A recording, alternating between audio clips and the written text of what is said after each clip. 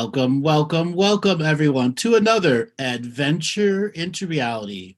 Once again, I am joined by my intrepid co-host, Martina GrübMueller. Hi, Andrew. I got it again. Yes, You got it again. Yes, I did. I got that umlaut in. GrübMueller, yeah. Yes, GrübMueller. GrübMueller, yeah. So it's actually the U would be before the E, but nobody does the umlaut. That's why I spell it as UE, GrübMueller.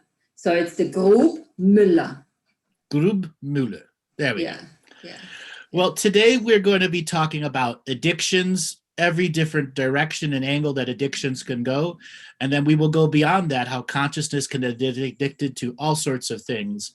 So if you are listening in Facebook, YouTube, Twitter, or Twits and want to be a part of the conversation here, you must join the Zoom room.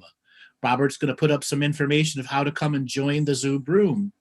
All right, Robert, leave that information up there for just a minute for anybody that's trying to figure out how to enter the Zoom room. You just go to zoom.us, put in the meeting number. It'll tell you to go through a little waiting room, and then poof, you'll pop in there, and you'll have an opportunity to learn how to raise your hand if you want to ask a question, or you want to be a part of the callers that we'll be taking later on in the show. So, Martina, let's get started and break down some of these intricacies of addictions. Yeah. Well, I've personally, on a personal note, I've been living and breathing addictions for a very long time, and I've worked with, I've lived with addicted people. I've worked with people in a therapeutic sense, where helping them to get out of addictions, and at the same time, I've been playing in the field of addictions myself quite a bit. I would say I have an addictive personality. I used to have an even more addictive personality, whereas, and it can still come through, whereas now, with all the exploration that I've actually done along those lines, I can now see the value in it. Mm-hmm. I can see the value in it and actually use it to my advantage and not to self-sabotage myself. And that's why I particularly want to look at what if actually addictions are signposts. Even more so, what if they are valuable gems on this path of illumination, of awakening, if you wish, that actually remind us and it triggers us into action so that we can start that journey, that exploration of who we truly are. When one is ready to face the addiction for what it is, it absolutely becomes what you just said, a little gemstone of learning. And there's another aspect about addictions. When one is stuck in an addiction scenario, it's what I call a mini enlightenment trap, where we believe the addiction is giving us enlightening or lightening our load or adding more light to us, when in fact, when you look at the long-term aggregate of the addiction, it actually reduces the overall capacity to think, seek, speak, and do, because the addiction becomes so prevalent. It certainly is self-sabotaging, absolutely. And you know what? I remember when we had our first show, we talked about those road constructions, the construction sites on the superhighway in the vagus nerve. And yep. I would like to liken an addiction to one of those construction sites where we actually either consciously trying to slow ourselves down or subconsciously putting that construction site in, that addiction, in order for us to deviate, into a different direction, probably into an enlightenment direction without the trap attached. Or a detour off the main highway that takes 10 times the length to get back on the highway. Yeah. Now, many years ago, I was traveling to Arizona and I flew into Phoenix, rented a vehicle, and I only had to go 90 miles across the border, but I ended up having to take a 160 mile an hour detour because a 30-mile section of the road was being worked on. And I use this metaphor for a reason. In that gigantic detour, I saw all these little cool ass towns with stuff selling on the sides of the roads. And a lot of these people knew that the road construction was coming and put up all the stuff for people to stop and buy drinks. And And it was just a unique community feeling, even though it was this giant detour. Yeah. Now, addictions can be like the giant detour that give us all of this data and information. Example, a huge portion of the population on the earth is addicted at going to the bars for their social experience. And that it's very tough for them to have natural social experiences when they're not in a bar frequency with regular alcohol and loud people constantly using the loud language, not necessarily obnoxious. It's just because when you have 100 people in a room, you have to be loud to be heard. And then they don't realize how loud they are outside of the bar scenario. Interesting. Because they've been addicted to that form of daily living. That's an interesting way of confidence building. Yeah. And then you have the kids that are stuck on video games and adults that are stuck on video games. Then after a while, the only social skills they will have is through the monitor and the keyboard. And when they go into regular situations, there's no monitor, there's no keyboard, and they don't know how to interact in regular situations without a monitor and a keyboard. Yeah. That addiction to the video game, obviously it has lots of other connotations within inside it, but we look at just the addiction of doing versus going and doing a variety of things and leading a fulfilled experience. Yes, addictions do fulfill, but at the end, you're not as fulfilled as you think you are. Well, to be honest, in my exploration, my work with addiction, what I've found is that addiction is always rooted or mainly rooted in limitation. Most of the times, yes. Most of the times in limitation, be that now addiction to food, be that now addiction to substance, to pain, to sex. It's all the limitation that we're buying. We're not just buying them, we're coming in with ancestral programming, with childhood conditioning. Then you've got the social structures that predetermine every step of our way, the social engineering, if you wish. And all of those limitations are actually creating that addiction for us. Now, and I'm saying we're choosing it, of course, because it's almost like we don't know anything outside of those limitations because we've been so conditioned to all of that. So how do we get out of that limitation is actually, and this leads us back to the path of elimination as far as I'm concerned, is for us to acknowledge the immortal aspect of ourselves, our true divine nature.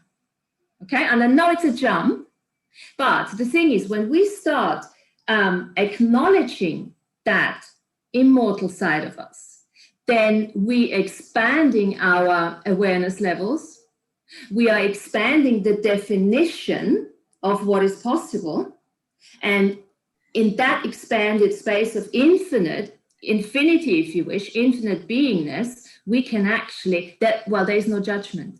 And when there's no judgment, addiction can't exist, because as far as I'm concerned, judgment is always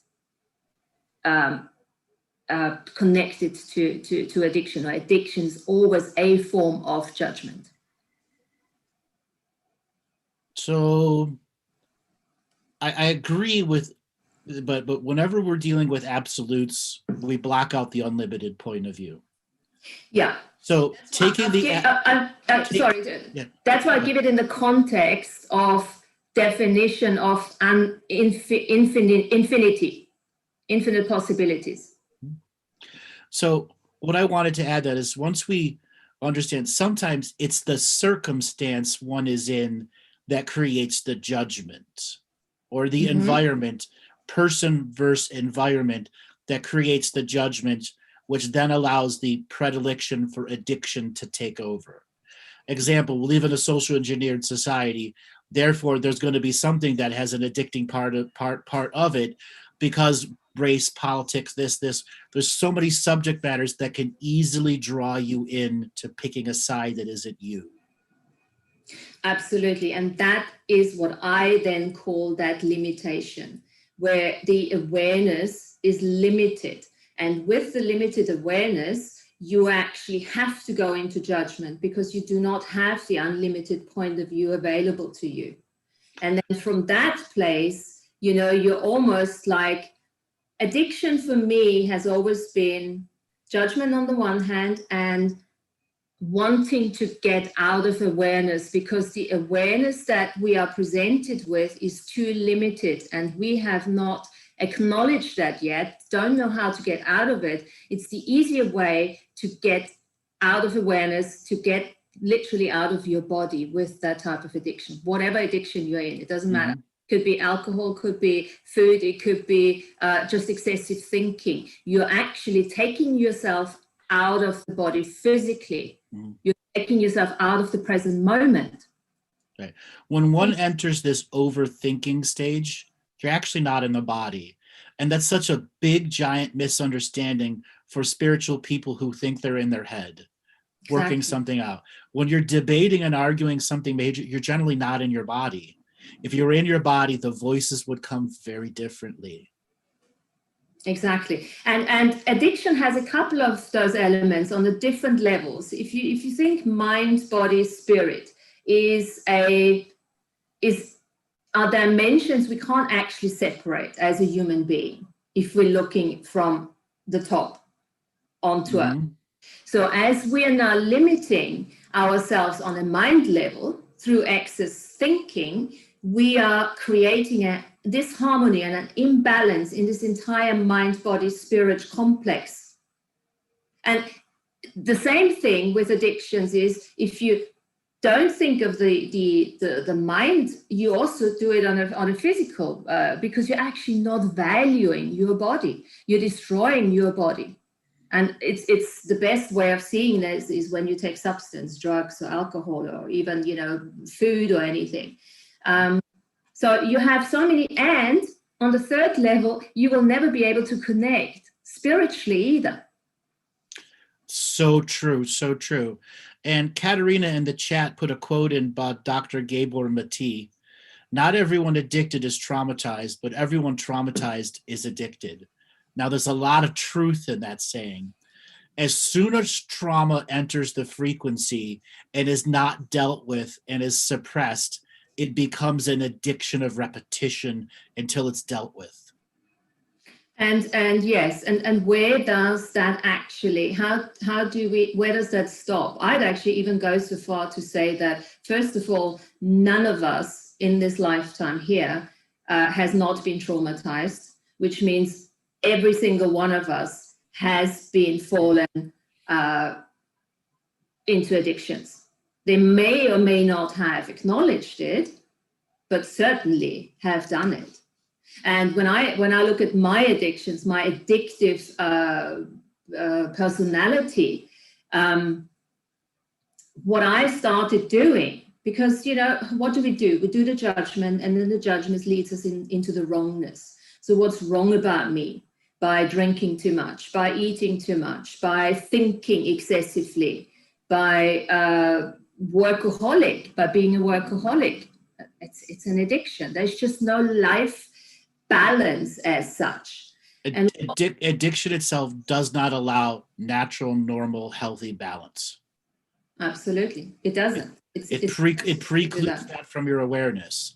And when something precludes a whole frequency of balancing, one has no way to judge good or bad, positive or negative, how far they've accelerated or decelerated, because they're stuck in their own bubble. They're stuck in their own bubble. And you see, the other thing is what I'm seeing is that be it now the excessive thinking, be it now the lack of self-value for your body, and the lack of spiritual connection, you're not in the body. So you're not able to have an experience, literally. So you're constantly hanging outside of that. And what that does, you never concentrate your life force, literally, into the center of the body. It's scattered all over the place. This is what makes it so difficult then to hold it together and to find a focus and to find something that makes you feel like, oh, I'm enjoying this. Mm-hmm. And that journey into finding something that one enjoys, oftentimes it's the habitually addicted personality that goes from one addiction to the next to the next. And the addiction is being short-term addicted to stuff to fulfill them, which actually doesn't fulfill them, but it takes them off of their path over and over again. Addiction to the addiction, even if it's a short-term addiction. That's why so many people get these 9 PhDs and YouTube PhDs, and they think they're a philosopher, but all they've done is watch YouTube videos. They haven't written anything. They haven't revised the information in their mind. They haven't wrote white papers. They haven't put together their own stuff. They're only taking what they heard and regurgitating it. Yeah.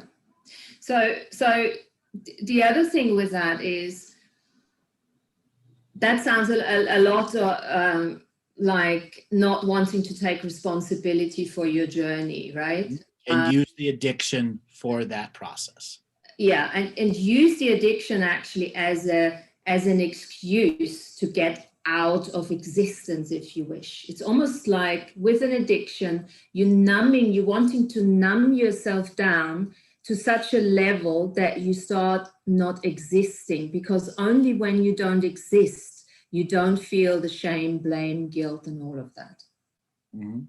So somebody from the chat room is Andrew and Martina. Do you have any addictions? Yeah, we all do. Absolutely, yes. Yeah, we all do. Okay, I used to drink by far too much when I was in the oil industry.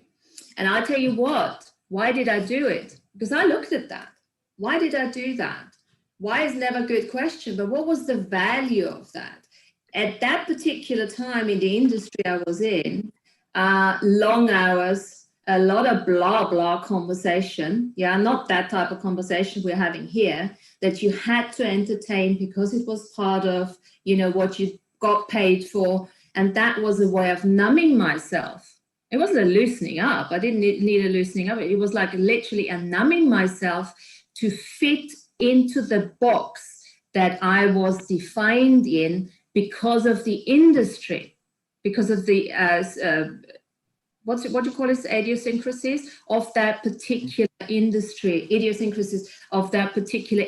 I was in. Did I enjoy it at the time? I did, because I didn't know what I was doing. I didn't know I was doing that. I did make myself wrong all the time. I thought, what is wrong with me? Why am I doing this? Now I know what I did. It was a value, there was a value attached to it. And this is the thing anyone who is looking at addictions, look for the value, look for the sign. It's a signpost, it's a gem for you to get onto that, because eventually I had to recognize that my body I wasn't an alcoholic, but those other things I was addicted to, working long hours, never go to sleep and things like that. My body started to say, no, you can't do this anymore. And that was for me, then I started looking at that. And I had to reframe addiction. And today, addiction for me, there's nothing negative about addiction, because I look at it from that perspective. What am I trying to get out of? What am I not wanting to be aware of? How many times do we drink because we are with certain people we don't really want to be with, right? Easier to have a couple of drinks. And this is the invitation to all of us to look at that and say, okay, cool. So when we do this excess thing, drinking excess, thinking excess, this and that, what's it going to take to get out of this? Mm-hmm. So somebody had an interesting statement here. So I realized that I am also addicted to your videos, because when you canceled the other day, I felt like I was lost, really. Now, is that addiction, or is that the source of the frequency making a connection to you? Yes, there may be addiction post-frequency, but not necessarily pre-frequency. Because people that are a shining light in another person's life, they're there ancestrally and karmically for a reason. Yeah, were you truly lost from not having a live show, or just not wanting to watch a pre-recorded show or something from the past? You wanted the live frequency. And that's something that you have a burning desire for, and that's okay. That may not be addiction. That may telling you something that's what I call a quadruple need in your life. It's more important than any wants or desires. That need needs to be fulfilled times 4 because it's been missing for so long in your frequency. Yes. And that's exactly, again, saying that's one of the reasons why people go into addictions, because it's so much easier to play the victim, because that's what you're doing when you're doing that. Yeah. As when you do addiction, and I like saying do addiction, when you do addiction, you're actually not in control. As much as, people think when they do, they can drink for 3 days, or they can like do a binge and then for a week they can't. It's fine. I'm okay. I'm in control. No, you're not. You haven't been in control since you took your first drink. Exactly. And that's when you stop drinking. Mm-hmm. But right? that's the illusions that addictions give us. They allow us to have the illusion we're still in control. Well, yes, and where does that come from? Because that's another interesting thing, isn't it? Because think about it. We were just saying, when you do addiction, you're hardly in your body. So when you're not in your body, who is? Okay, so but followed up, Jesse Bobesti, yes, obsession. LOL, I feel a little obsessed with Andrew's shows. I always synchronistically tune into the shows with you and Martina, and I love it. Is that addiction? No, that's a choice. That's knowing what gives you joy, what's fun for you. But I think let's add to this what Andrew said early on. If you do enjoy that type of energy, you've got to start asking, where else can I get that energy into my life? And not just be dependent on that 1 hour or 1.5 hours that you see here. It's always, I know exactly what you're saying, because, when I get to a stage where I don't have the stimuli that I require, I also go and watch a show. Mm-hmm. Yeah. And that's absolutely fine. Okay. Lana has a follow-up. When you skipped a show, Andrew, that was nice. I also needed a break from the shows. So did I. Yeah, absolutely. Okay. And it was a great break from the shows. And both of those were last-minute decisions. Like, you know what? I haven't canceled a show in, I don't know, years, other than being sick once or twice here and there. Robert knows he's done all of my productions for many, many years ago. It's been years since I've said I can't do a show. I've always been there. And to do it was my own personal choice, not out of the addiction to do the shows, out of the service of them. Now, a lot of people enjoyed that time off. Is it going to affect the bigger audience? Absolutely, it's going to. I have known this for years and years and years. When you skip a show, it does affect the audience who are in the addiction stage. Mm. But then you also got to ask yourself the question, as a teacher of the caliber that you are, is it relevant to foster addiction in your audience? Mm-hmm. Or actually something where you're saying, look, guys, addiction is actually always taking you out of your potency and out of your power. Because if you choose to not have the level of awareness that you could have, you're also not choosing the potentialities and the infinite possibilities that are available to you, because you are busy, walking around verbally abusing everyone, or, getting in your excessive thinking. So potency and addiction goes always together. And this is why I find when people really choose stronger addictions than the normal ones, they do come out the other side once they start choosing it, and almost like it catapults them onto that path of illumination. And out of that, and once they're on that path to illumination, they get hindsight, where they can see what the addictions have actually done to their distorted energies and frequencies. And then they have to make the choice to begin to correct those distorted frequencies. Yeah. Well, and also without the benefit of hindsight, there seems to be no conclusive means actually by which we can tell what is right or wrong for us, right? Exactly. Sometimes you just got to bloody do it to see if it works or not. So a lot of times you and I talk about people addicted to information and the information overload. And I can't see it here in the chat. Somebody was like, they had to break the addiction to the information overload, which is just as strong as heroin, just as strong as methamphetamine, because information is designed to give you unique dopamine releases. And once one has a dopamine release off of sources of information that have no material tangibility to them, it really literally reprograms and rewires how you get pleasure. Yeah. And also, let me add something to this. I personally, I'm not a big fan of breaking addictions. I'm actually more interested in starting to cultivate thoughts that then could latch on to thought constructs that are much more in the line with power, potential, joy, happiness, and actually to outcreate the addiction rather than spending all the focus on the addiction, but actually saying, what is it actually that I am not willing to look at? What I'm trying to get away from, what I'm trying to numb myself down.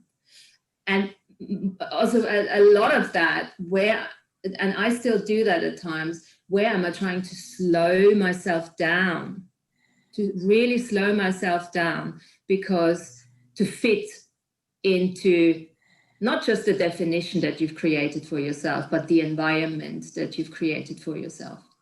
Yes. Now, someone is acting, can you be addicted to meditation? Absolutely. Sure. Absolutely. Absolutely. People are addicted to spiritual material and spiritual techniques all the time. It's what is the addiction actually doing long-term to you?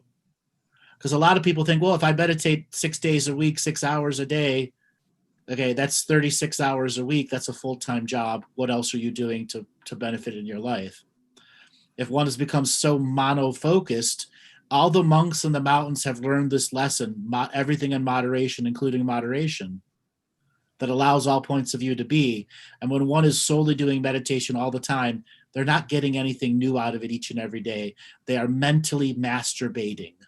Yeah, that's the one you use for that. That's right. And, they're just not living. Okay. Right. They're out there in the universe and not here living, which is not their purpose. They're not living. They're not in their bodies. The life force is scattered all over the place out in the universe. They're happy floating around. They're not creating. They're not manifesting. They're not bringing those chemical thoughts down for the manifestation that is required. At the end of the day, you're not doing for what you've come here for. Living. And it's almost like everything becomes what's that word? Hypothesis, right? Of life, rather than actually, I've lived, I fucked up, I've done this, now I'm happy, yesterday I wasn't, that type of stuff. Mm-hmm. And you have to be in the body for that. And only in the body. You can't you can't be half in the body or one toe in the body and the rest in the etherical world. Doesn't work that way. Exactly. But when you are in the body, then you can bring the etherical memories and the astrological memories, right? And the chemical memories into this reality, like what we said last show. Mm-hmm. And once we allow all of those chemical memories, astrological memories, to keep us grounded in the body, to have a point of view that's spiritual and still grounded in the 3D, so we can go out and have 3D matrix fun. That isn't politics, that isn't this, that isn't that. That's about the joy of living here. Yeah, and I think that's what they call embodied master. Yeah, an embodied, enjoyable master that has learned how to take joy and enjoyment of the reality that's around them. Yeah. So what does this master, this embodied spiritual or non-whatever, just master, let's just call it master actually. What does that master have and do? What does the master have and do? Very unique statement, because often the master shows what they do, but doesn't show what they have. They lead by doing, but repetition of doing is what they're showing. And what they have is something that they're continuing to practice on their own, but they're not showing their students. That's really definite. It's what defines the master teacher. So what they are working on within themselves that they're not instantly regurgitating to others. Exactly. The ongoing exploration of why we've actually come here for. And that's an ongoing exploration that never stops. And that's the inner journey that we don't necessarily have to hang out, you know, big thing. This is what I'm doing. This is what I'm doing, you know. And also, it's almost like, well, talking about the sacred neutral perspective again, you know, in a sacred neutral perspective, you just get on with it, you do your thing, but you don't talk about it. As soon as you talk about it all the time, you're probably not even doing it. So I had a statement earlier in the chat room here. Hold on a second here. So from Kate, we really liked it. It always feels as if you're reprimanding people and they're not doing enough work. Moderation is good. I'm not reprimanding them. I'm pointing out the flaws that they don't want to see. And if one perceives that as reprimand, because a reprimand is a negative remark, I'm giving them a positive reflection of something they're perceiving as negative or something they're seeing as positive that's actually a negative. And reprimand is a unique word to use in that situation. It's still effort. If me pointing out effort is reprimanding, then that's the perception of it. The same with Martina or any other teacher out there. Effort, effort, effort. And then there are the people that believe their C+ effort is A+ effort. And you can't get past that addiction to their own belief that C+ effort is A+ effort. And that journey into seeing C+ as C+ is the results that you see direct in the person, in the environment, in the frequency that they present right away. And let me add something to this, because it's, you know, I can perceive that at times that, well, let me speak for myself, that probably I come across quite, reprimanding is not the word I would have used, but there is an intensity to the delivery. I have that intensity to the delivery. And it's not a judgment. It's part of how I express myself when I'm in my body, when I'm fully in my body, when I'm connected to spirit, when I work outside of just,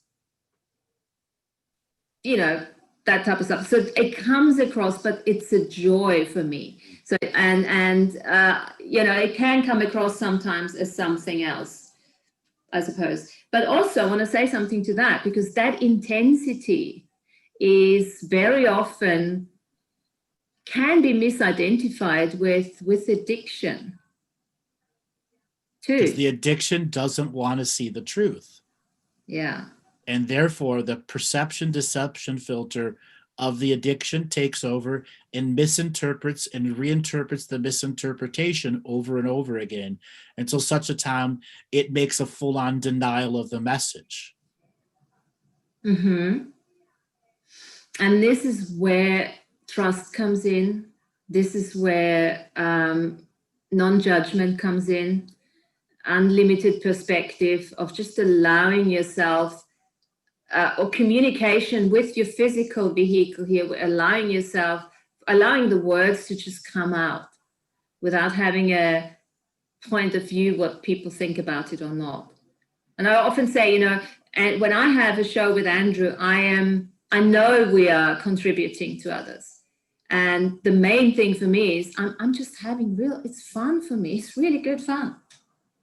And for me too, to be able to wax spiritually, mentally, poetically with Martina, because I know that her orchestra and my orchestra, they're the same thing, just getting the same set of musics and making sure that the harmony, frequency, and vibration are matching, even when there's out of plan, because there's enough repertoire, seen and unseen, between us that we can generate useful content on call. Yeah. I call us, well, not you, I call myself a generalist. I said that in the Zoom the other day, because if I would be a specialist, I I wouldn't be able to have these conversations with you on a weekly basis for completely, absolutely contrasting topics. Yeah. See, you call it generalist, and I call myself the grandmaster of the obvious. Okay. I don't know. I need a better title as well. Generous is not that nice, but that's So what everyone go into go down into the chat room and help Martina figure out her better version of describing herself. Yes, please. Thank you. Yeah. When it was decades and decades and decades ago, probably when I was 10 or 12, but the whole concept of the grandmaster of the obvious began to make spiritual sense to me. How do I know these things? And the word obvious is like, it's in my knowing. It's so obvious in my knowing, blaring in my knowingness. How the fuck do I know this? Yeah. How the fuck it was so obvious to me. It's like, can't you not see that that's the answer to it? You know? Yeah. Eclectic intuitive. Eclectic intuitive. Yeah, that sounds funky. I like it. I like it. The other thing is what here's a good one. Common sensist. Common senses. Yeah. And I'm a reframer. I'm a transformer. I'm a catalyst for change. I'm a reframer. I have this ability to look at things from a different perspective. And I immediately go into a different perspective. And that's why I like looking at addiction when you came up with the topic. I thought it's great. Let's look at it from a positive perspective, you know? Because once you start reframing any energy, you start realizing that you just bought into conclusions. You just bought into that, you know, programming, the conditioning. And we got to get rid of the conditioning. Mm-hmm. Somebody is saying you're an intuitive catalyst.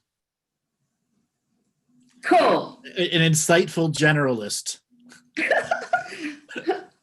So a crumb spreader. A crumb spreader, exactly. Crumb spreader. I like that. A grubmueller, a crumb spreader. Well, it's quite significant crumbs, people. Yeah. Mm-hmm. Yeah, that's right. They're not just fucking breadcrumbs. These are deep stuff. Gold nuggets spread on the floor. Gold fucking nuggets. Yes, yeah. Exactly. You know, accumulated over my entire, I don't know, millions and millions of lifetimes. Absolutely. Mm-hmm. Cool. Gold nugget spreader. Exactly. Fantastic. 0 point purveyor. That's a good one too. 0 point purveyor. Purveyor. I don't know what that. Presents the presenting of the 0 point of view. Oh, right. Okay. Leprechaun of Truth. Oh, you got a pot of gold over there? Lovely. Yeah. So we've delved into addictions, and now let's look at some of the, let's just say, darker side of the addiction. Okay. When addiction becomes so overwhelming that the normal means and methods must go to extremes in the own person. Let's say the empath who's addicted to narcissists. Now, we've gone over this one many, many times. Or the person that's addicted to some heavy-duty drug. When you reach the form of addiction that is so destructive that one has zero awareness of the destruction of it to yourself and to others, there becomes shame, blame, and guilt goes through the roof.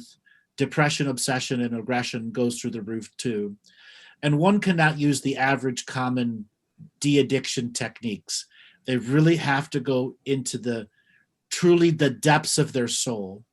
And all too often, people confuse forced dark night of the souls in drug addiction recovery, and I say forced because they're forced to go through an addiction recovery scenario versus them naturally choosing through it and then going through the withdrawals. And when you're going through a forced addiction recovery, it can be extremely disastrous to the long-term person. Mm-hmm. So what are some of the advice that we can help people that are going through these forced addiction recoveries? And the same can apply for people that are on addiction information overload. They're addicted to all of this, and that they have to be able to turn it off with such unique, potent frequency that they don't fall back into the destructive patterns? For me, everything starts with a question. And the main question for addiction really is, what awareness am I shutting out here? Mm-hmm. Trying to get out of? And those two questions, and then, start writing it down. And look, I've done it myself, yeah? Get yourself a notebook, a piece of paper, and start writing. What am I trying to get out of? What am I, trying to shut down? Where am I trying to fit in? And you will very quickly get the answers for that. That doesn't necessarily mean that you're ready to change it yet. Or you may not like the answers. You may not like the answer, absolutely. But you have, okay, so in order to answer your question, the first things you need to get out of it, you need to get out of judgment that you are addicted to whatever that is. Because as long as you're in judgment, in the wrongness of it, you will not be able to change it. Mm-hmm. So people that are in Alcoholics Anonymous, the first thing they have to say is, I'm an alcoholic and and this is my name. Exactly. So that is a both good and bad statement from what you just said. Well, because you say it's a conclusion. Well, it's not at the time. If they know that's what they're doing, they're continuously drinking themselves into a bulb, then they are an alcoholic, okay?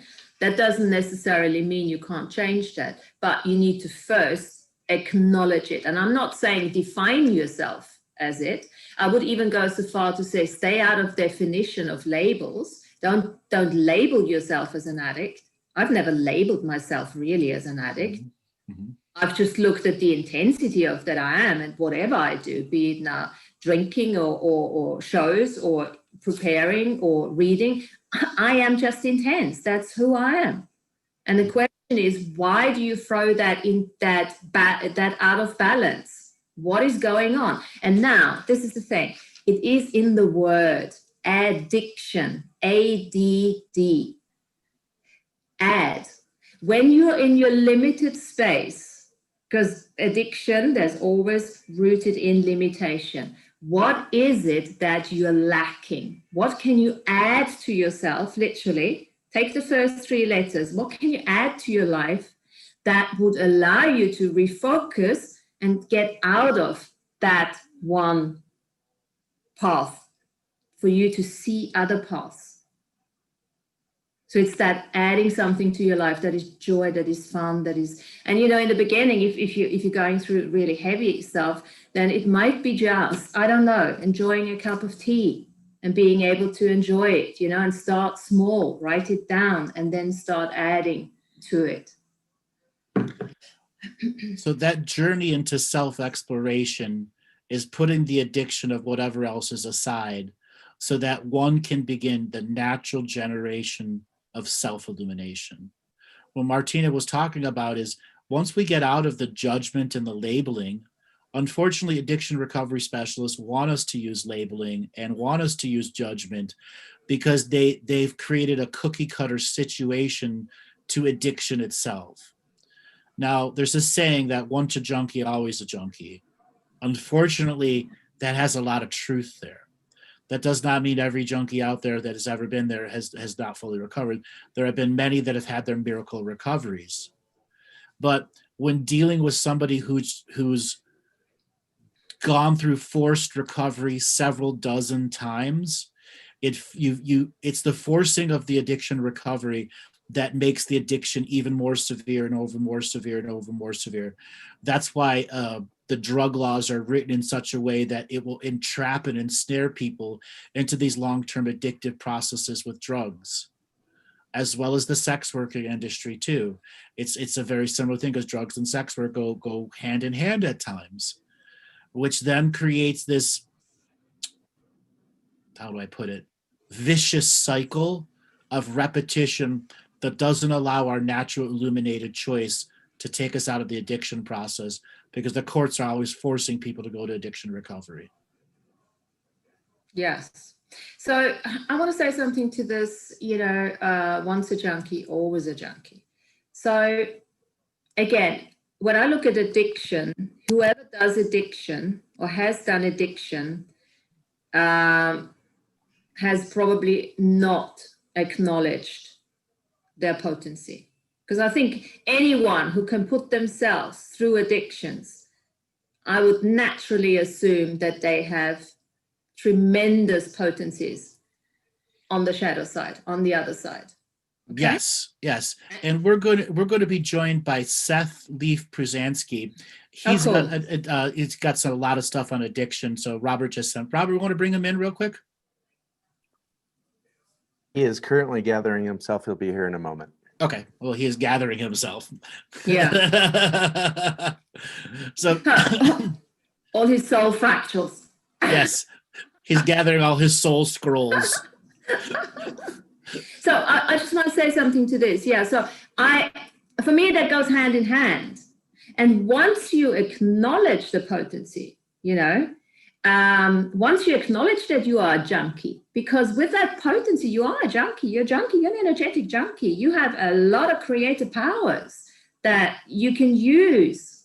So remain a junkie for the rest of your life if you wish, but start using it to your advantage. Don't lose it for addictions, but use it for creation. Unfortunately, when one becomes that junkie state, the drugs drive them to the most highest forms of self-depravity, self-destruction habit patterns, because the nature of the drugs themselves has such negative, dense energies into them, and what it does damage to the long-term person. Yes, this is why they need help. This is why they need a different kind of help. That's what I was trying to really get into. The whole idea of what help really is. A lot of people in the heavy side of addiction, unless the level of personal motivation is through the roof, it's very hard for them to break that state. Many of them are in the zombie state from lack of sleep, over et cetera. They don't eat right, etc. All that stuff, and it keeps them stuck in this chemical destructive state. Yes, they do need help. They need a different kind of help, but at the same time, they need to start choosing it first. Right. And what I'm saying is, at the beginning, in that zombie state, their ability to choose is very limited until they're somewhat out of that zombie state. Okay, where a little bit of the drugs is out of their system, a little bit of self-healing and self-nurturing has been done, so that the greater them can just peek through a little bit and start pecking away at some of the destructive energies that are around them. Yeah, and this is why usually at that level of addiction, something happens to them, a detrimental accident, or they're taken in and stuff like that, which then allows them to make that choice. Or the mystical experience comes and says it's time to change, and it clears out huge swaths of obstacles ahead of them, and the rest is follow through and choice. Absolutely, and a lot of support on the journey, and constructive support, not like feeling sorry for them or something, but literally assisting them with all the different tools, that the physical, the mental, and the spiritual tools. It's a 3D package. It's a 3-dimensional package. Because as soon as you disregard the one side, you jeopardize the entire whole. Right. And you could add a 4th dimension to that package too, which is the greater awareness assisting the individuated awareness through the journey of addiction recovery, which is just you in a more cleared state, waiting for you to listen to yourself. Would that be like a future self? Present self elevated above the addiction. Not necessarily future. It could be future. Just a higher self, a version of your tutor through the moment. Yeah. Your self-tutor, because a lot of addiction is spiritually contracted to happen. How far the addiction you go is your free will. Yeah. See, the thing is then, in that type of state, it's not going to be that easy to listen to that voice, isn't it? To even hear it. Exactly. That's why there comes that mystical moment comes and the voice is heard. Yeah. Yeah. Well, it's part of it is suspension of belief, suspension of limitation, suspension of getting out of boxes, and really allowing yourself to look at the raw you, having an experience with that you. Mm-hmm. So Robert, is Seth there now? Robert? Yes, he's here right now. Asking to Seth, are you there? I am here, fully present, alive and well. Welcome to Seth. welcome to the Hi, show. Martina. Seth. Nice to meet you. This Thank is you. This is Martina. Martina. Seth. Yes. Okay, Martina. GrübMueller. GrübMueller. Right. Yes. So you said you were saying a message to Robert. You were listening to our show for some time. What did you have to add? Oh no, I wanted to share it onto my other pages and stuff like that, just to get more out there. He's like, "You want to come on?" I was like, "Yes, I'd love to." Well, you have a lot of addiction recovery stuff, and what we've been talking about since the beginning of the show is addiction, as the nature of addictions to all sorts of subject matters, and the in depths of what addictions can do to destroy people and what it takes for them to come back on. This is my specialty. This is literally what I have faced and had to overcome to a degree that I shouldn't have.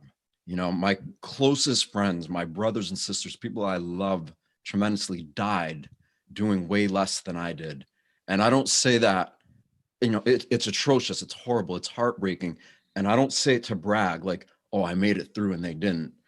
I made it through because I very specifically went into something that everybody has the potential to go into and connect to. And in their defining moment between that pivotal life and death experience where you are brought right to the edge of your human self and you're about to let go and just be immersed into what it is that you truly are and what you truly come from. It is in that moment that if you can just stay suspended in that, you define yourself. You make a decision. Am I going to allow this to be the enemy, or am I going to take the choices I made that brought me to this point and alchemize it and use it as something to empower the rest of my life if I come back into this form? And I did this. I literally did this. I remember being at this place where it was like I had toxified my own body to the degree that I couldn't live anymore. I literally was so sick that this soul, this energy that was in me wanted to leave. It literally wanted to go. And I had to make a decision that I was more in love with the potential that was innate or inherent in my being than the trauma, the sickness, all the things that I had done to bring me to that point. And I defined myself. And then coming back into my body, which is still toxified and still was going through a lot of the issues, I had to then be like, okay, how much am I going to live up to this commitment? And that's where the rubber met the road. That's where I really had to cultivate true willpower, the willingness to live as a pure reflection, to cleanse my mind, to cleanse my body, and do that every single day until I was able to come out of the past patterning and past beliefs and things that got me into that caused me to make such bad decisions to become that addicted to begin with. And then go ahead, Martina. No, but I was gonna just say, so that event, that incident you are describing here, this is the trigger that catapulted you into action. It almost sounds like a mystical experience, right? Yeah, you could say that. I mean, Andrew and I talk about it. I call it reality, in that there's more of this, like what a lot of people think is mystical is actually more comprised. It's reality more than the reality that most people think is real. So this mystical thing is like really what's going on. Yeah. But we're so blunted in our senses that we think that all I am is me, this person having this human experience, and this is my body, and this is the room that I live in, and this is my house. And those things are about this big compared to what is really happening, you know. Mm. And the less we identify and associate with these little things that pretty much everybody identifies with and uses to make up the bulk of their human personality and identity, the more we start to identify with these greater cosmic cycles that are in and around us, as opposed to these little human, temporary, civilized, destructive things that are clearly not sustainable for our own life or with the planet, then the more we're in alignment with something that, yeah, it is mystical for sure. It's the most mystical thing ever, but at a real kind of base level, it's reality. Yeah. So would you also say that that choice came as a result of you surrendering? As a result of what? Of you surrendering, because you mentioned the word you surrendered. And I think that's quite a big energy to mention there, because for me, the word of surrender actually implies again that you're starting to let go of the judgment, of the wrongness of yourself, that you're, and correct me if I'm wrong, as an addict that you used to be, you're probably continuously going through that blame, shame, guilt, and judgment to the self. I was going to say, you're absolutely right. And it's almost like a dual process in that it's a constant, okay, surrendering, forgiveness, going into like, you know, loving yourself out of that, but also finding it within you to have that iron will to come out of it. You know, you have to make that decision, define yourself. I'm greater than the course sum total of my decisions that brought me to this place. I forgive myself. I'm sorry. I love this life so much, but I'm greater than the conditioning of my past. And so it's like this balancing act between the two that, when set into motion and sustained, allows anybody to come out of it. And, you know, and the reason I feel confident saying that is because I used to shoot 50 bags of heroin a day, you know, tons of crystal meth, tons of cocaine. I mean, I was a severe drug addict. And, you know, I would watch people die. Horrible things would happen when I was in those states. But because I was so numb to reality, I couldn't even, like, you know, it was still happening. I was still experiencing the trauma, but I wasn't dealing with it. So as a result of getting clean and going through it, there was a lot of residual trauma. There's a lot of things that were still embedded in the neural circuitry of my being that I had to address. And the way that I addressed it was by just continuously revisiting this internal state of coherence that Andrew and I have been talking about a lot lately, and that I talk about constantly. It's, you know, we are not who we think we are. We are this energy that animates our being. And the more we self-condition ourselves to perceive reality through the lens of this soul that is causing our heart to beat, that's allowing all these autonomic functions of our bodies to actually happen, the more we keep bringing ourselves back to that, the more we cultivate a relationship with that energy. And then the more that energy actually starts to communicate to us, through us. It's not separate from us, but in the beginning, it feels like it is. It's almost like, oh, it's this parent. It's this great thing that I didn't even know I could have a relationship with, that the more I cultivate a relationship with, the more I realize I am that, and it is me. And so it's just this slow dissolution of breaking away the layers of your own conditioned egoic personality that is the result of the things you believe about yourself in this world and that others have taught us, in addition to past life and all that. But it's mostly in this life that is preventing us from being truly connected to what we have the potential to be. Yeah, it's such a lovely illustration, actually, of finding this divine nature within yourself. And that divine nature Working with is it. that divine nature is inherent in everyone. We just lose our inherent connections to it by abusing ourselves with addiction. Yeah. And so one of Seth's processes was entering the coherent state and beginning to heal the body organ to organ, place to place, finding where the stored addictions and damage and traumas were. Seth, you want to explain part of that process? Yeah, I'll go into more of a deeper part of it too, that I think will stimulate a lot of people's attention. It'll get them paying attention. So I went to prison, okay? And I went, as you know, Andrew, we've talked, I went to prison. I spent 3 years in there for marijuana. And by the time I had gotten to prison, I was a walking, talking bundle of bad habits. I was filled with all the addictions, all the substance abuse addictions, all of the emotional addictions, the mental addictions. I mean, every addiction that had accumulated for, 25 to 30 years was all of a sudden, I had to deal with all of it inside of a place that I didn't want to be, around people that I didn't want to deal with. And I slowly started just becoming aware, layer upon layer, of these different aspects of my awareness that held the trauma or the beliefs or the energy of this past experience. And so I recognized, like, okay, there's this potent sexual energy that's in me. I'm not gay. But I'm in prison, and I'm like, okay, what am I going to do with this sexual energy? Because I'm not gay, and sorry to be crude, I'm not going to masturbate in the shower. I'm not going to do the things that a lot of people do when they're in prison. And I said, even my relationship to my own sexual energy is addictive. And I realized that, and I'm like, oh my God, it's this potent, powerful force that literally is the reason every single one of us is here. And yet so few have any idea what it really is or the power that's in it.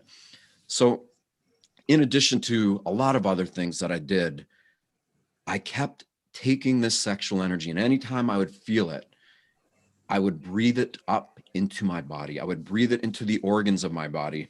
And the feeling of it, when you focus on this and you do it consistently and routinely, it becomes very, very powerful, in that whatever old energy, whatever old patterns or demons or whatever you want to call it, entities, any kind of energy that gets stuck in you as a result of past decisions and behaviors, when you breathe this creative energy that is essentially the essence of what you are, that is animating your being, into that part of your body, you up the frequency of that specific organ to the degree that if you keep doing it and you keep, breathing that energy into that organ and keep doing it, that old energy, it's like it just leaves. It has nowhere to go. It can't be there because you are upping the amplitude of your own body's frequency, and your conscious awareness of it becomes amplified as a result of that. And so I just kept doing that, organ after organ after organ through. I mean, I was doing it in my little toe. I was feeling this energy everywhere. And then this is, where it gets amazing. I got to a point when, I could only bring it up certain level and still feel it. But I eventually one day was able to get it into my heart. And I kid you not, I can only describe it as a heartgasm. I mean, it felt like a full orgasm inside of my heart. And I'm like, literally, and this is in prison. Okay. So I'm in there, I'm just like, oh my God, whoa, like, holy crap, really? Like going through this thing of just like, and so much went through my perception, so much went through my awareness at the same time, because not only was I realizing that I'm not who I think I am, I'm not what this place, I'm not actually in a prison. Like, none of this stuff is what it appears to be, but whatever is happening inside of me is what is really going on. Like, that's the stuff that is really going on, that really matters. And it's the exact stuff that I haven't been focusing on up until this point.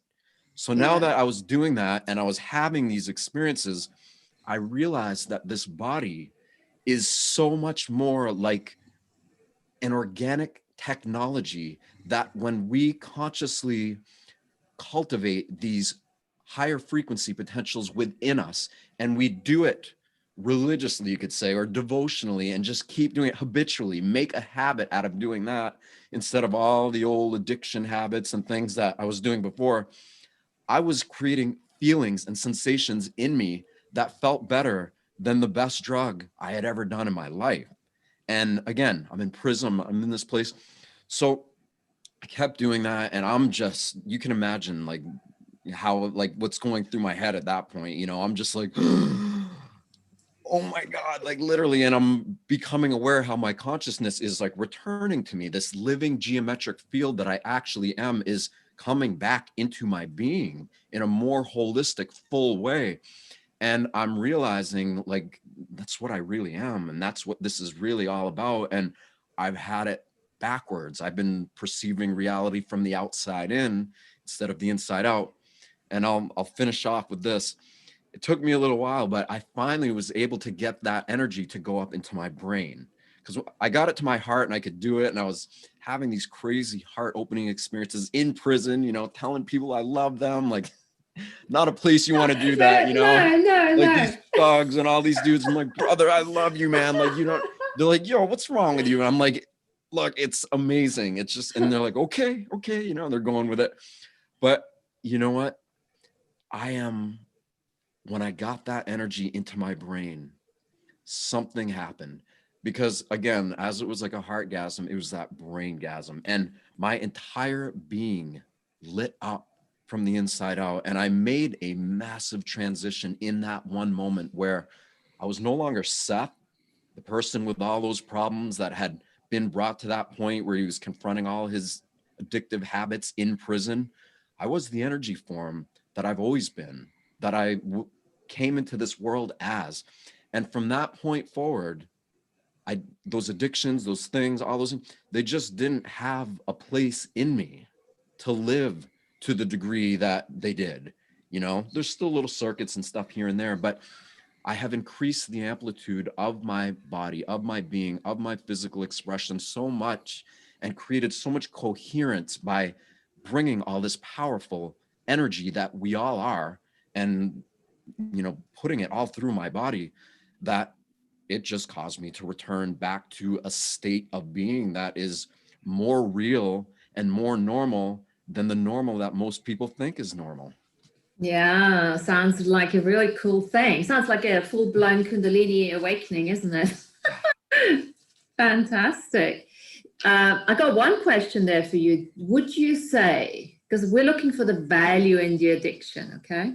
Would you say you going through whatever you've been through has enabled you, I mean, just that, you know, demonstration, the illustration which you gave us now has shown, was it almost worth it? And this is not saying that we should have addictions in order, but can you see the value looking back now?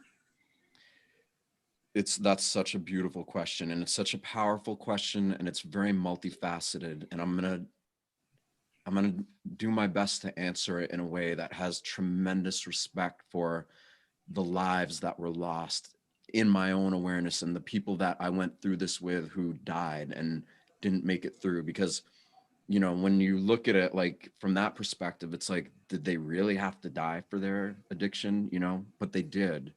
So with respect for them and for their families and for everybody that has, is, and will continue to be plagued by addiction, there is a better way. There is a much more powerful way, and there is something that feels way better than any of these addictive tendencies. It's just that we don't know a better way. In my case, when I first, you know, I was doing drugs and doing stuff, but, you know, and having effects and being like, whatever. But when I first did heroin, I remember consciously being like, if I go down this road, I am opening myself up to a world of pain, a world of trauma, a world that I knew that if I went into that, I was going to be experiencing things that I did not want to go through. But I remember it was a mixture of both being kind of foolish, because I had so much of trauma at that point that I was like, all right, I'm going to do it anyway, because I can't continue to feel this trauma. But there was also another part of me. There was a higher perspective part of me that was there, even despite all that stuff, that knew that I was consciously choosing to go into the depths of addiction, into the heart of darkness, so that I could really understand more my own suffering, human suffering, you know, the conditional suffering that so many are subjected to, because I knew that if I was to experience it firsthand, then I would be armed with the resources to really know how to help those who are suffering with it. Now, from that perspective, it was worth it because I did succeed, but I overdosed 9 times. There were so many times when I didn't think I was going to actually survive through it.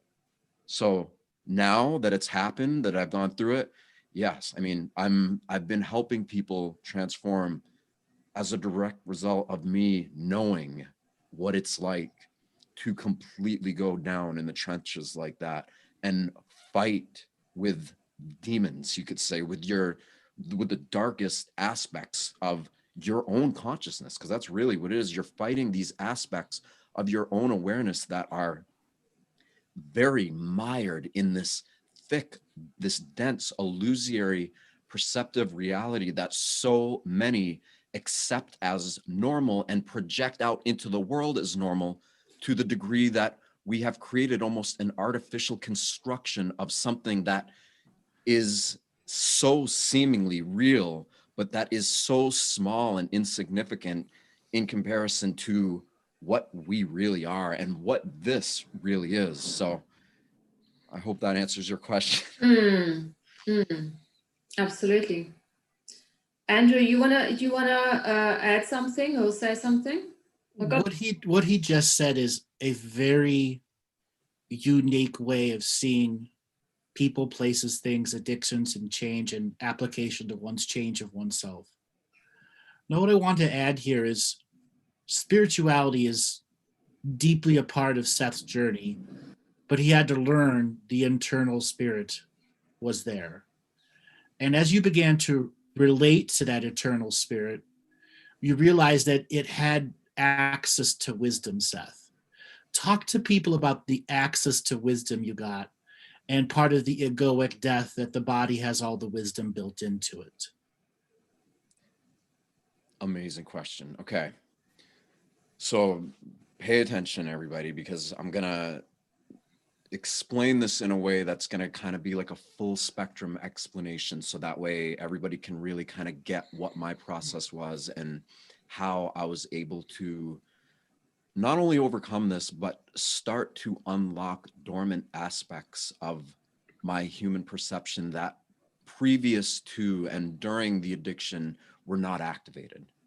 So essentially, as a result of all the bad habits of the addictions and everything, I had created neural networks in my brain and body that essentially in and of themselves were the construct of the addictive behavior, the repetitious thoughts, beliefs, behaviors, actions just done over and over so much that they had created, you know, what do they say? Nerve cells that fire together, wire together.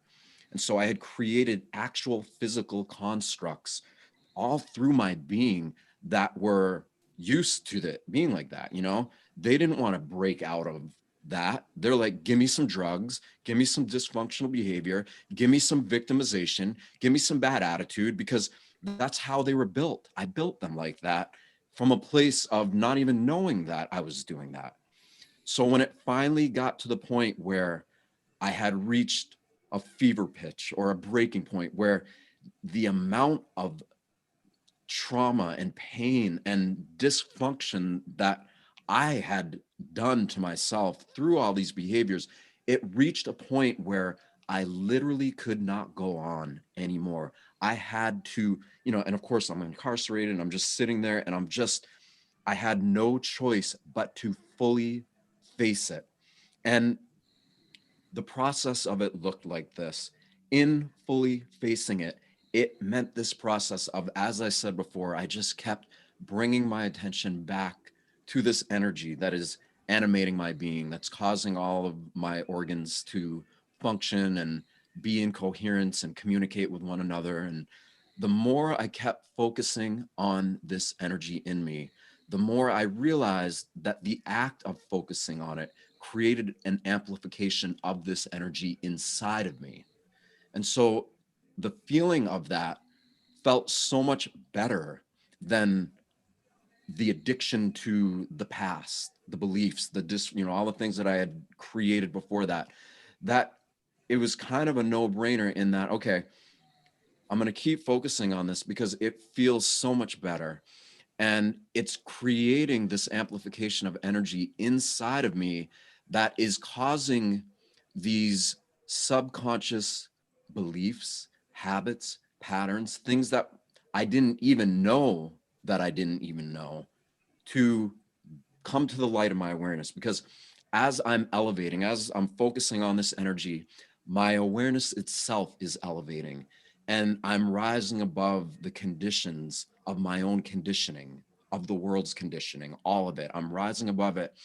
And this allowed me to keep going with it and unearthing layers of subconscious beliefs and patterns and stuff that were deeper and deeper and deeper. Essentially, I built what I call a bridge of conscious coherence that linked, my ego, you could say, my conscious awareness of reality with my subconscious, all these things that have kind of stored up in me that I didn't even know that I was aware of. And it caused that to connect more, and it caused it to heal. Once that healing had taken place, and this is all a result of this amplification of energy, which is spirit, which is this greater force that we truly all are. Once that began permeating every single bit of me, then I just naturally was in a state of coherence consciously. Okay, I wasn't the egomaniac. All that stuff wasn't there, because I felt so much love. I felt so much peace. I felt so much elevated states of being. And when my body was in coherence and all my organs and everything is communicating, and it's done in a very calm, peaceful way, then that opened me up to the natural coherence of the universe. Because these bodies, when we are consciously in coherence with them or synced up with them, these bodies are already naturally synced up or in coherence with the earth, the cycles of the solar system, of the galaxy, of the universe, of the multiverse, of beyond.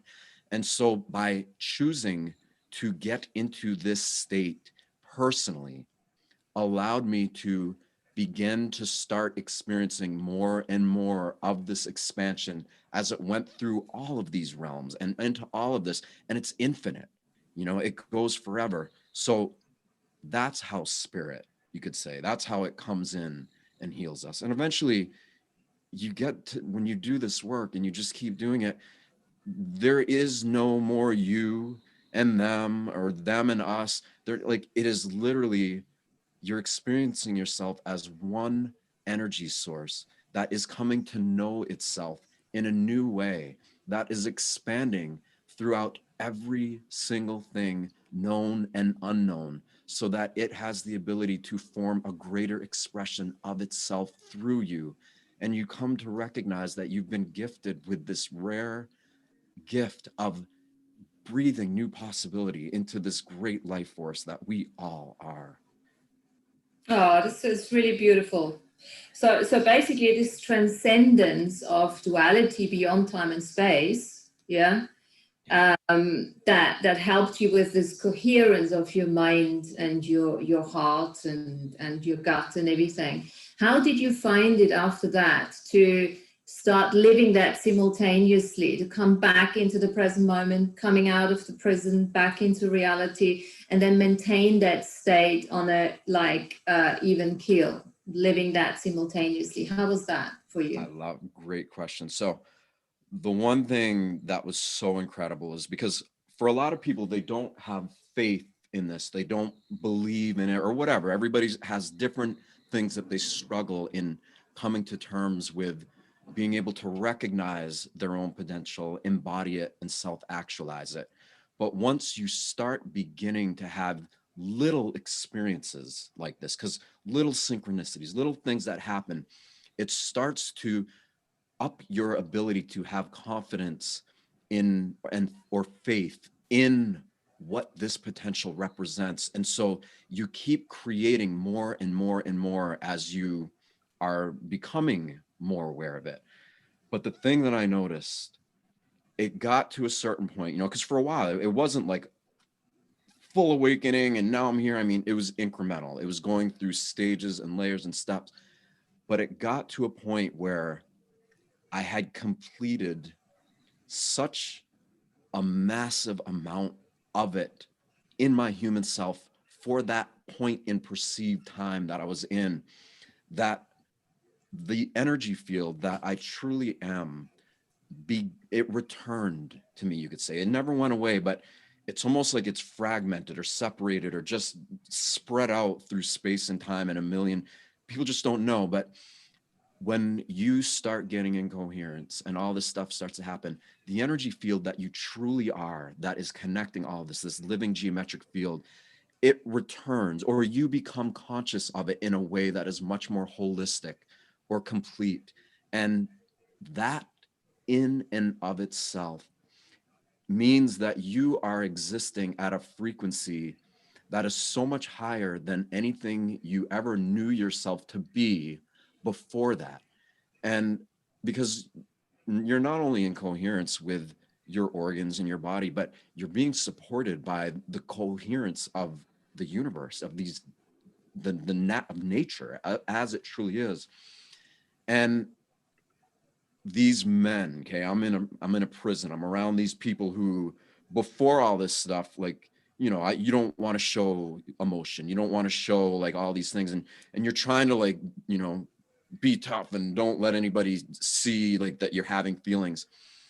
But I just changed so much.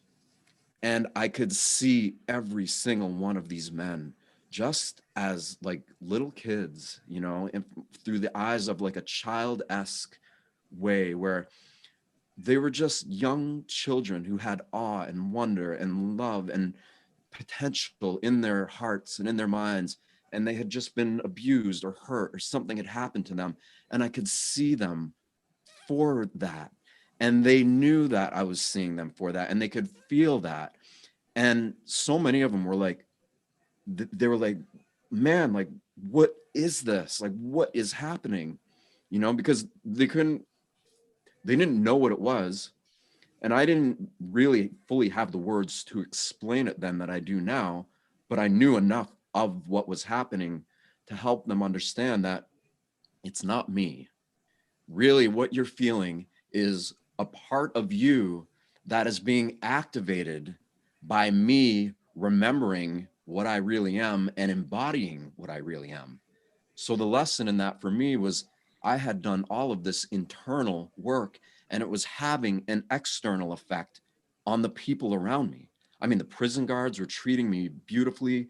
All these men who were just, you know, having a tough time with themselves before, people were so open and so like, oh my God. And of course, there were people who just wanted nothing to do with it and they just stayed away. They just had no, it was like, they didn't try to mess with it. They didn't try to do anything. They just had no interest in it whatsoever. But it's funny, somebody said sounds like a DMT experience, and it's and in many ways it's true. Yeah, because well, the body does produce yeah, DMT anyway, so it might have been just. but it did. But I figured out that my pineal gland was releasing DMT because I was doing things. This energy was so powerful that there's these microcrystals, you know, in all our glands, all the glands of our body. These are the dormant energy centers of our mind and body that for most of us are wired according to the conditioning that we tell ourselves and that the world has told us, and we believe it. And so these glands, these plexus centers, these things inside of us that have the potential to be like antenna for these great universal coherent rhythms and cycles that are always happening, that are really all that's happening, they pick up on it like and receive it. And when they do that, they will create different chemicals and things. So anyway, I just wanted to say that. Fantastic. So if you would have one tip, one suggestion, one piece of advice for somebody who's going through an addiction, what would be that one piece? I know it's There's so many. to define it, but what's the one thing?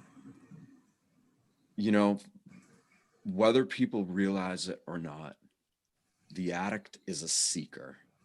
The addict is seeking. They are looking for some level of transcendence. And that's actually a beautiful thing. That is a very righteous, beautiful, good thing.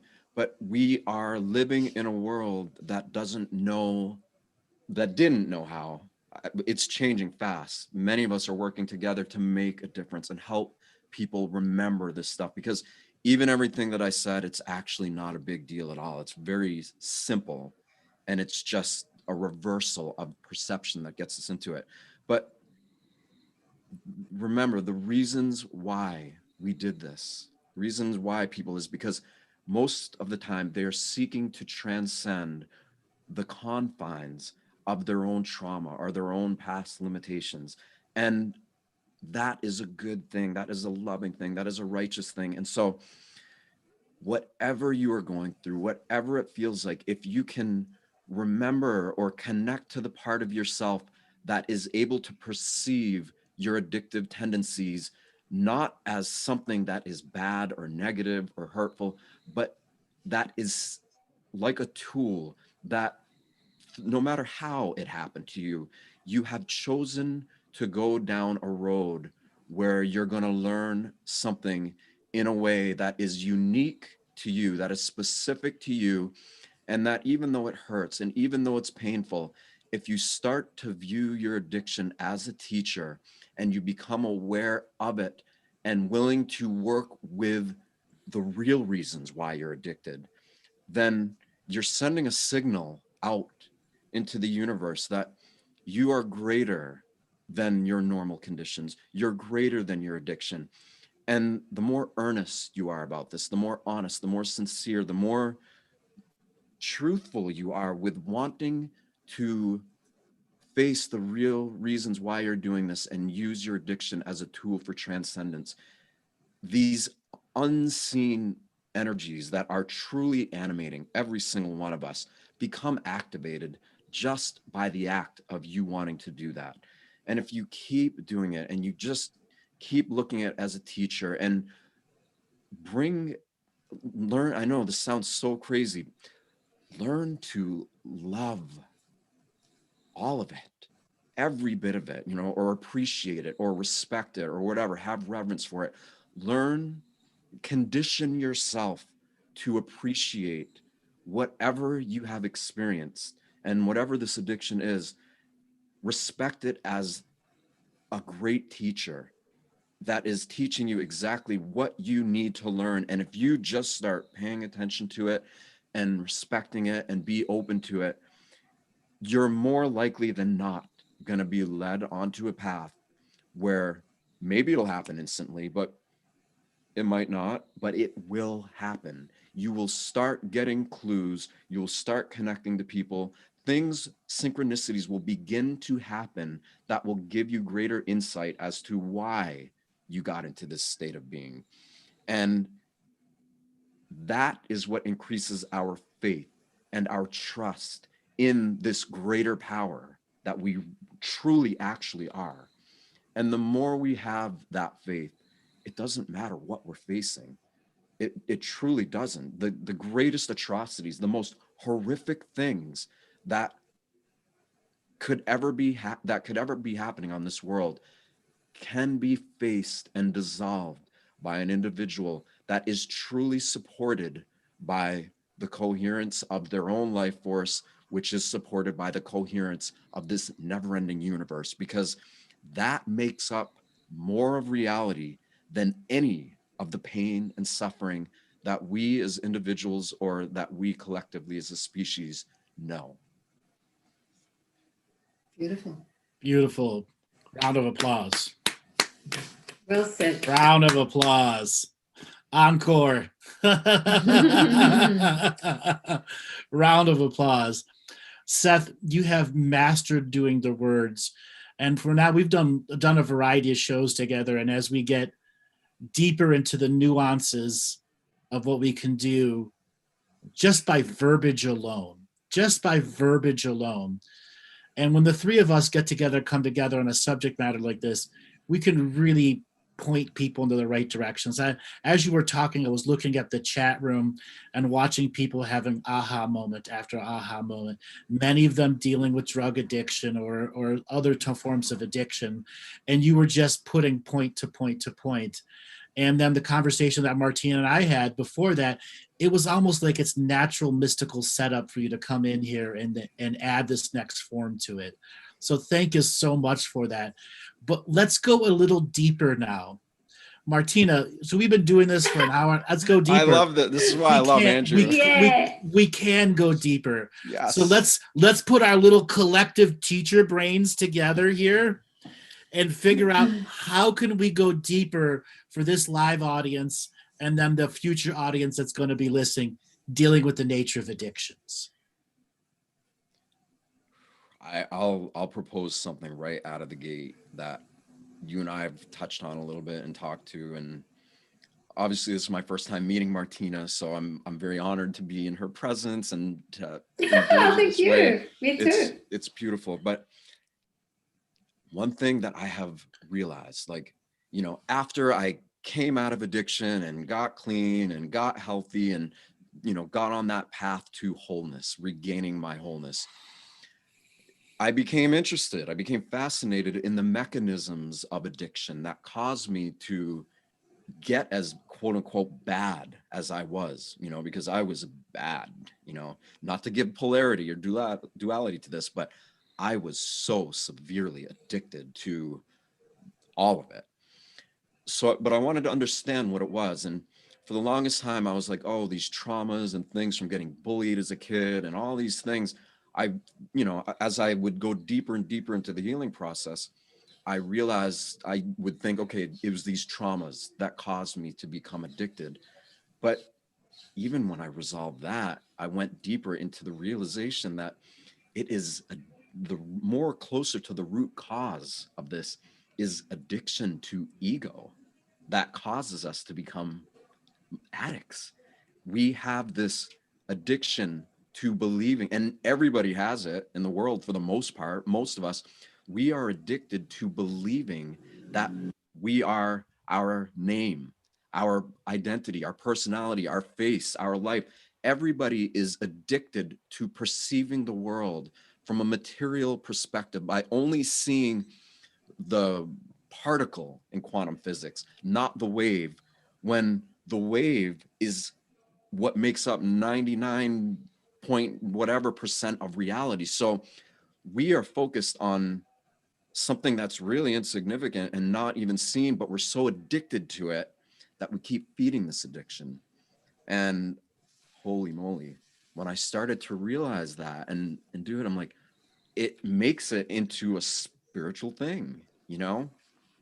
So I just wanted to say that for me, it was like, I was addicted to the belief that I'm a person separate in space and time, who's having an experience that makes me feel lonely or depressed or separated or victimized, or all these lower emotions that we feel that the world teaches us in many ways is normal.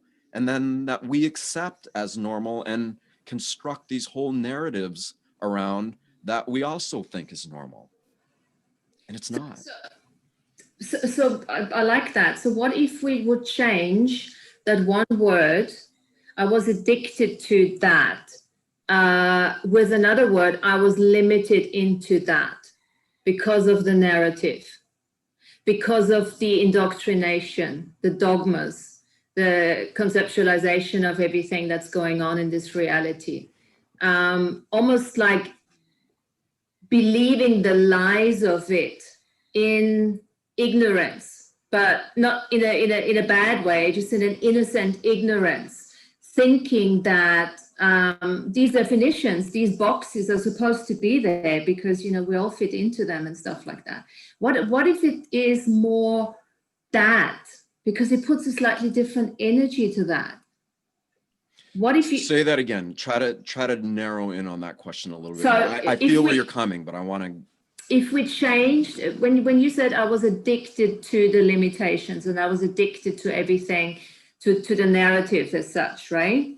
Were you really addicted to that, or were you innocently brought into it and you bought into it through So beautiful.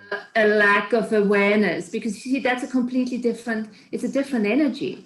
And it's not a victim energy either. It's just like, oh shit, I didn't realize there's something else out there that I could believe in, right? I love that. It's so beautiful. It's funny. I realize I always say it's so beautiful to all these questions. I do that with Andrew and other people too. But yes, what you have just stated is such an imperative realization for people who are suffering to recognize the reasons that caused us to get into all this were beyond our conscious control in many ways. We were innocent. We truly were. We came at it in a way that we were just unconscious of, and we were innocent.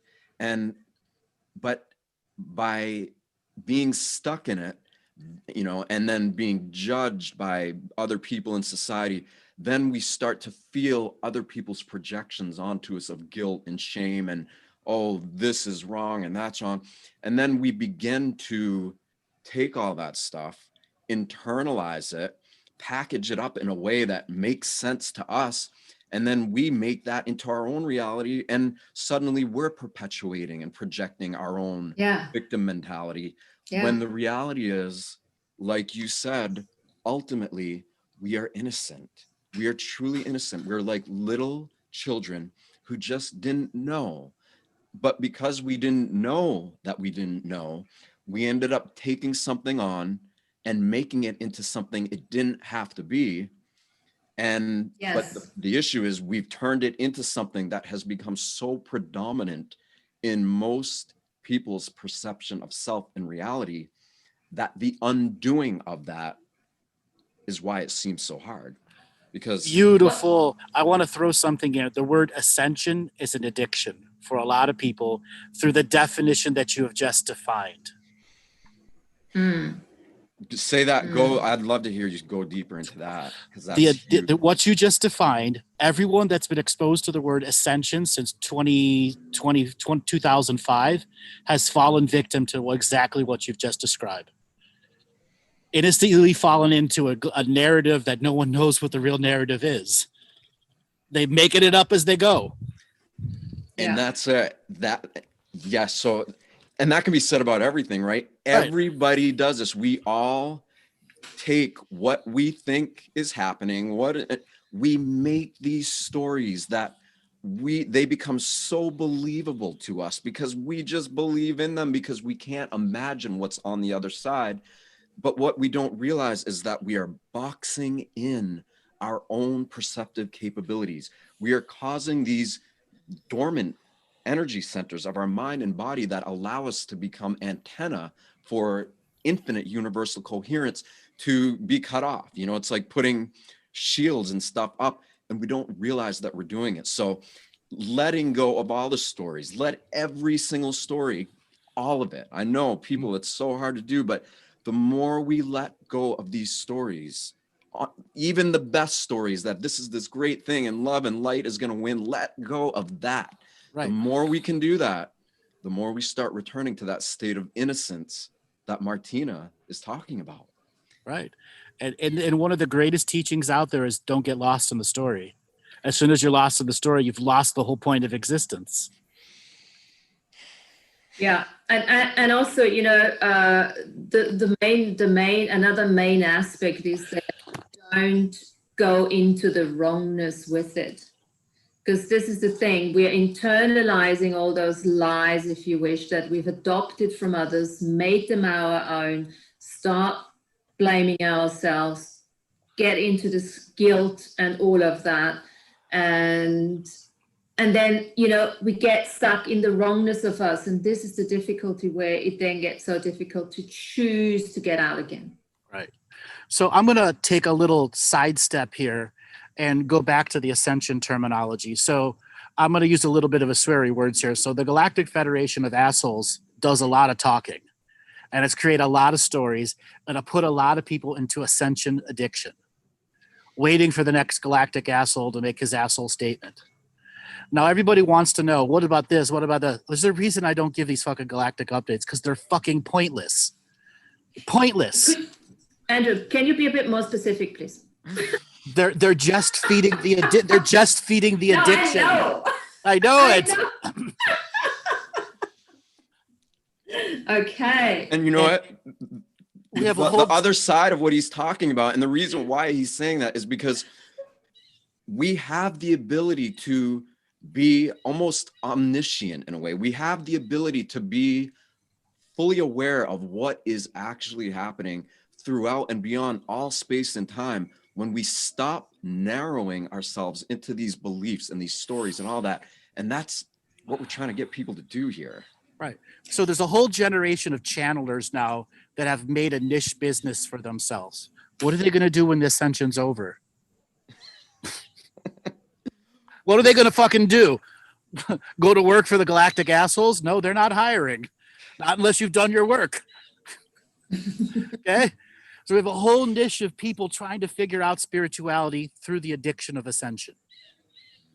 And it's why we are at maybe 7% awakenedness in this world. And when you need 51% wave of people to really make the awakening go. We're lucky if on a strong day, 11% of us or the whole world is awakened. So what can all those channelers do? Start channeling your higher self. Stop worrying about what the next galactic asshole's got to say.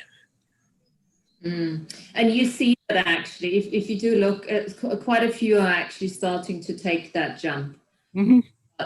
But some have pigeonholed themselves into only that. And that's the power, the negative power of niching, definition, significance, and all that, where they can't get out at the end of the day because their entire life depends on it. Everything they've built up is based on that one definition, which is limiting, which is boxing in. Exactly. Now, somebody was saying, well, we have a long ways to go. No, we don't. We are one cat video away from 7 billion people laughing coherently and making changes. We're one speech away. We've got a media network, even with the controls in place. We are one step away from going from 11% to 59% in 1 hour. That's why all these social engineering control systems are in place. We will naturally gravitate to the joy of the new experience. And it's just a matter of who's going to create the brand new experience that isn't repetition and regurgitation of the last 30 years. I love it. Because essentially all he's really saying, to simplify it, is no matter like all these channelers, and anybody, whether you're a channeler or not, the more we choose to focus our attention, or actually the more we focus our awareness on the nature of our awareness itself, which is more like an internal process, the more holistic we become, the more we bridge all of the gaps that exist in our own awareness and that potentially exist in the world around us, the more we create a bridge of conscious coherence between who we actually are and what is happening in the world around us. But it's an internal process. It's a reshifting of focus. It's reversing the world. Yeah, and it's allowing yourself to have an experience, being enough in the body in order to create that coherence, to understand what being in the present moment actually means. Okay, so let's define what being in the present moment actually means. Yes. For me, it's and Seth said it beautifully in his illustration when he talked about his experience in the, which obviously is a different level even. But for me, it's like looking at centering your life force in your body, bringing, as many soul shards, parts, and avatars into that physicality and working from that space of allowing yourself to be in the chemical, it's simultaneous living almost to a certain extent too, being in the chemical process of living without a point of view, as well as being able to channel, if you wish, to bring in all the other information etherically at the same time. So the key is the two sides don't compete. Yeah, non-competition, yes. Yeah. And when the two sides don't compete is where infinity can be done in a moment of awareness. Yeah. Now, Seth, you just recently did the Mandela effect revocation, and it brought pieces, parts, unique things, and perceptions to you from the nature of words. My God, it's still, so for those who don't know what that is, Andrew sent me a revocation, like a speech that he made. And he sent me one and he said, read it aloud. And I did, I read it to him and it was so beautiful. We loved it. And then he sent me another one after, because I was like, that was beautiful. And I read it out loud. And it got to a point where it was reading me. Like it literally felt like it was reading me. And as that's happening, I'm feeling all these parts of myself that I didn't even realize were there, becoming connected. It's making all these connections. You know, I'm very connected internally anyway. But again, we live in an infinite universe, which is why all this work is so exciting, because there's always infinite potential available at every moment. And there's no end to mastery. You can, the more you know, the more you find out you barely know anything at all. And that's what I love about it, because you just keep building and building and building. But this revocation did so much to me when I read it. And then when I went to sleep, and this is a whole other thing we can go in, I was having dreams. I slept for like 11 hours, literally just 11 hours in a deep, deep, deep sleep. And again, just as I felt like I was reading the revocation and then the revocation began reading me, I was dreaming, and then all of a sudden this dream was dreaming me. And in the process of that happening, all these things, whatever you call them, are being worked out. They're being fit together. They're like, oh, they're a little rusty, or this is broken, and they're just kind of like, oh, they're fitting together. And it's like just bringing greater and greater levels of coherence, which also is infinite. It's not just about heart-brain coherence. It's not just about being incoherent with your whole body. There is a universal coherence that has the potential to emanate through our entire being to such a profound degree that, oh my God, if we could feel a little bit of what that felt like, we'd all be like, okay, let's focus on that. All this other stuff, don't need it. We don't need to. So yeah, I just have to say that. It was a powerful, life-changing experience for you that came at a moment where the words were able to unlock and decode some of your experiences into deeper meaning. Okay? And that's so important. That's the power of words. Power of words at any given moment. I see people have been posting the Mandela Effect revocation inside the chat room. Robert, can you post it again so people can have access to that? Martina, do you have any reflections on the Mandela Effect revocation? I read bits and pieces for the first time, I think in 2018 at our, and I felt very emotional at the time. There was a lot going on energetically, so I didn't cognitively take on a lot at the time. And then I just recently, with my attempts to looking for my soul shards, parts and avatars, and bringing all my soul sentience into my awareness, I've started re-listening to it, and I've actually started realizing it's tailored for that. It's completely tailored to find your forgotten selves, to find the selves that are hiding or being stuck in the void spaces and things like that. And as Seth says, it just brings that greatness of your beingness, of that infinite divine nature. It brings it down to earth, if you wish, by allowing yourself to grab all those bits and pieces. And so note, if anybody's going to do it for the first time, don't read it ahead of time. Just read it out loud, off the cuff, and make sure you're recording it so you can go back and listen to your first nature of the experience. There's going to be vital amounts of information in your first reading of it, and then your re-listening of the first reading to it. And then after a while, do a second reading and a second recording. And what you'll see is layers upon layers upon layers of yourself returning to your nature of your awareness. I actually want to say something to that, because I initially recorded it in the beginning or end of 2018, and started re-listening it the other day. I thought, oh, who is this reading it? You know, this is not at all anymore. And the energy did not match to how I understood it now.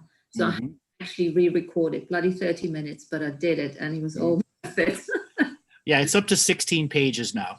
Yeah. Yeah. So it's one of those endurance challenges, maintaining high frequency so you can recover as much as potently possible. Yeah. So the journey to the power of words. Now, all of us here are wordsmiths in our own way, shape, and form. And each and every one listening can be a wordsmith out of choice. Pick up a thesaurus. Okay? One of your greatest tools out there is a thesaurus, because it will help you find the right word for the right moment. So somebody's like, 16 pages? Oh no. Yeah. Yeah, it's the long one. Yeah. Took me 30 minutes to read it with gusto, enthusiastic effort. Yes, A+ effort. Okay. Now, as you begin to read it, sometimes you stumble over words, and that's your shadow self trying to stop you from perceiving the words yourself. Like words you should normally be able to read, all of a sudden you stumble over them, or you find yourself highly emotional during it. Those are soul shards coming back in, pieces and parts that you've suddenly been able to reclaim a connection to, and just reclaiming the connection alone allows them to come back into your frequency. Yeah.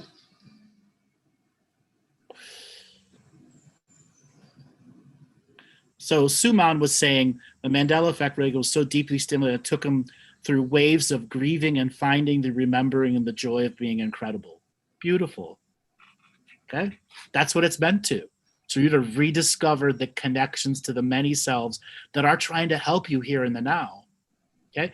And there are specific parts written in specific ways to trigger specific kinds of focused remembering. And then a variety of these specific rememberings get reminded later in the document. And later in the document, it talks about removing your connection to the 4 previous celestial teacher worlds, which is something so many people in the awakening process are addicted to, of how we did it the 4 previous times. The 4 previous ways we did it have nothing to do with the way we're going to do it now. And we must learn to break the contracts, vows, and agreements with the previous celestial teachers who got it wrong. Got it wrong. I remember that was truly, truly liberating reading that passage, actually, you know. It was like letting go of something on my shoulders, almost like it was still hanging on to my shoulders, you know, wanting to be carried forward with me. And obviously in this era of time, there's no such thing as getting a piggyback with anyone. You're going to step into yourself now. Seth, any other reflections on the Mandela revocation? You're muted. No, you're muted. There, it wouldn't let me do it. He had to send me the thing. Yes, there's something I definitely want to say, because when reading it, because there was a lot of stuff that I didn't know. I just didn't have a frame of reference for some of the things you were talking about, because there was such, like, it's like encoded with information. And so I wasn't consciously aware of it, but I was reading it with passion. And this is what I would say to people, like, you know, read it like it's your best friend you're talking to, like you're in love, like it's your lover. Just read it like you're so passionate, and feel like what it feels like to read it. And that just brings it to life so much more. That passion is so key. Yeah. And a lot of people lack passion, lack that ability to spark their own fuel. And I create documents like this for that, for you to begin to learn the journey of sparking your fuel. Okay. The document is full of sparks and fuel. to get you to that higher and higher and higher and higher frequency until you are on the edge of your unknown. Your frequency has not gone higher than this before. And the document, no matter where you're at in your personal evolution, can always show you a new higher and higher frequency. It's beautiful. This could be. So if people want to see the video of me reading it out in air for the first time in late 2018, just type in Andrew Bartzis Mandela Effect Revocation and the show will come up also. And then Robert, have you posted the PDF for people to get? Yeah, I posted the doc online. Had to do a little search for it because it's not under our current ownership, but I'll also get the video that you're talking about. No, it's in mine. It's stored under something else. I think I renamed it. Got any hints? Hold on. Let me just send you the document, the file. I'll do it afterwards because we're nearing the end of the show right now. So let's call it an end of the show. Seth, you want to give a way for people to get a hold of you? I'm awakenowwhat.com. And that's where you can get all your information. Martina, you want to give a way for people to get a hold of you? Yeah, synchholistic.co.uk and Facebook, Instagram, LinkedIn, all of that goody stuff. And you guys know who I am. You can go to my website, andrewbartzis.com, to find out more information. And we will be back this coming Thursday. I will also be on a live podcast later tonight, and I will post all the information. A beautiful host, Nicole Frolick, will be interviewing me on consciousness, spirituality, and a whole bunch of other subject matters. And if you're going to be around, go ahead and listen to that show. I'll post it later on Facebook. All right, everybody. Thanks a lot. Take us away, Robert. Yes, guys. Nice meeting you, Seth.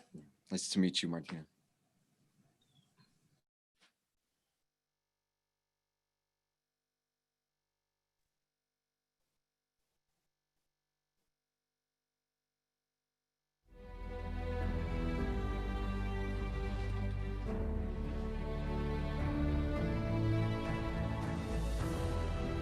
Each different bubble of reality is true. A galactic historian is a person that looks at all the lines of dramatic karma. Nudge, nudge. It's the holy grail. Improvise. Mysterious. It's counter psychic intelligence. Why is DNA farming of this star cluster so important? Because we do manifest our reality. We do create our reality.